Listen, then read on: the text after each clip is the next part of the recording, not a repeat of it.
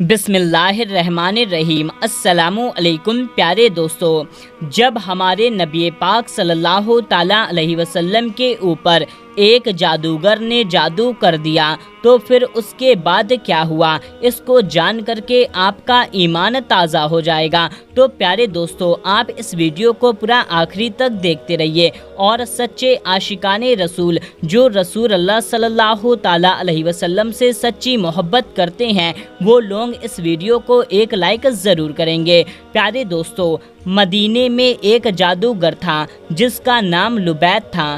ایک بار مدینے کے بہت سے یہودی اس جادوگر کے پاس آئے اور کہنے لگے، اے لبید، تم تو دیکھ ہی رہے ہو کہ یہ محمد کیسے اپنے دین کو پھیلاتے جا رہا ہے۔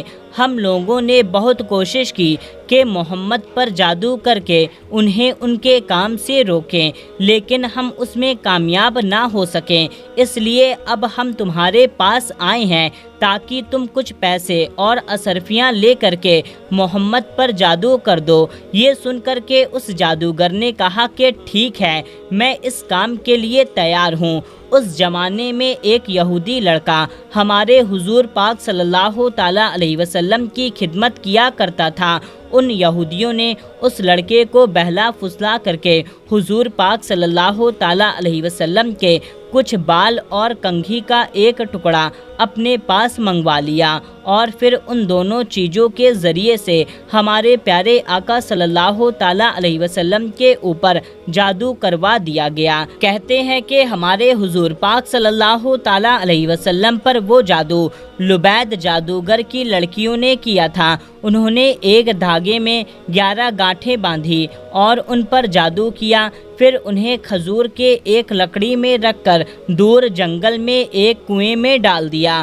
ہمارے حضور پاک صلی اللہ تعالیٰ علیہ وسلم پر اس جادو کا اثر یہ ہوتا ہے کہ حضور پاک صلی اللہ تعالیٰ علیہ وسلم اپنے آپ کو بندھا ہوا محسوس کرتے تھے، اور کسی کام کے بارے میں یہ خیال ہوتا تھا کہ اس کام کو وہ کر چکے ہیں لیکن ابھی وہ کام نہ کیا ہوتا تھا، اور جو کام آپ صلی اللہ تعالیٰ علیہ وسلم کر چکے ہوتے تھے اس کے بارے میں یہ خیال آتا کہ میں نے اس کام کو کر لیا ہے۔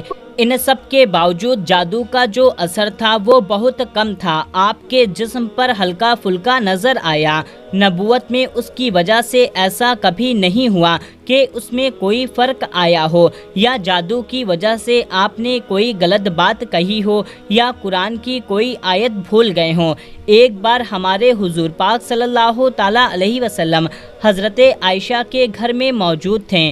آپ نے خوب دعا کی اور اس کے بعد میں آپ کو نیند آ گئی۔ آپ سو گئے۔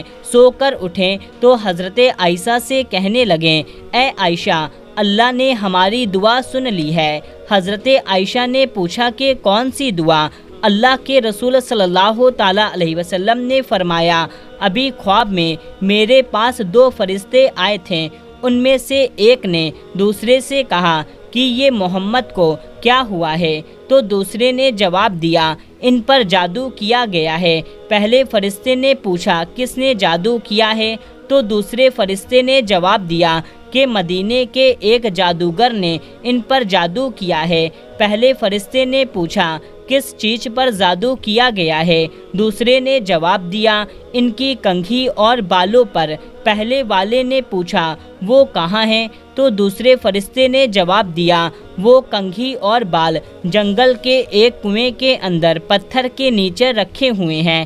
پہلے فرشتے نے پوچھا، کیا اب انہیں کیا کرنا چاہیے؟ تو دوسرے نے جواب دیا کہ اس کنویں میں پانی نکال کر اس پتھر کے نیچے سے وہ بال اور کنگھی کا ٹکڑا نکالا جائے تو ان پر جادو کا اثر ختم ہو جائے گا۔